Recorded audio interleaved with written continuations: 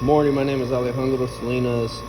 Today, I'm going to give you a brief description of how this operation works. Alright, so first thing I want you to understand is that this operation is running off of two different power sources. You got your electrical power source, and then you have your pneumatic power source, which is being run by the air compressor over there.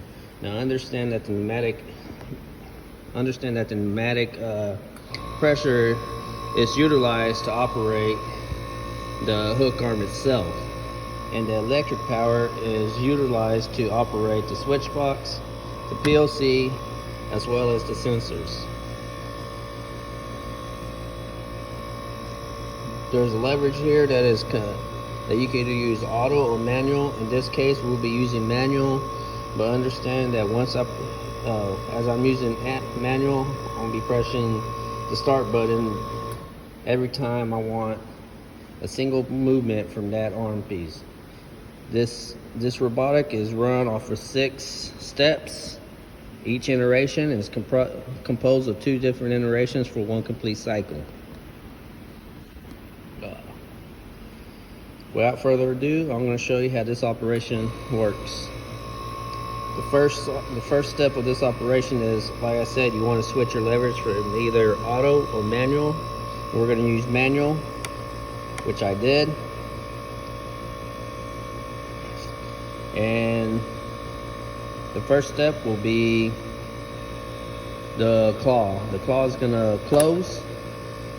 Once the claw closes, the actuator is going to raise, and then it's going to rotate. Once it makes its complete movement, it will stop, and then it will, hold on, it looks like it's a little out of calibrated. Let me just push a little, and then the actuator is going to lower, and then the claw is going to open. That completes your first iteration. The second iteration will start. Basically, it's going to do everything it did in the first iteration, but vice versa.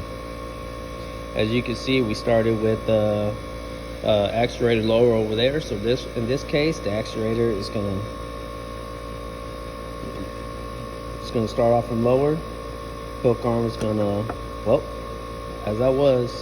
actuator raises. Now the actuator is going to lower. Claw is going to close. Once the claw closes, it shoots a sign to let the PLC. The PLC understands that it has its object in its claw. Now the actuator is going to raise. Actuator rotates. Then actuator closes. Actuator lowers, and the claw will open. That will complete your whole cycle.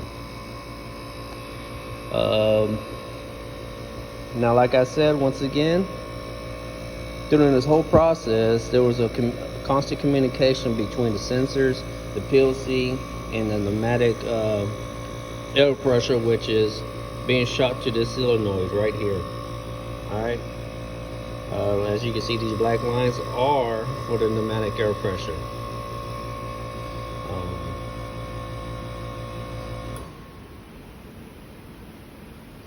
And I believe that is it. Thank you.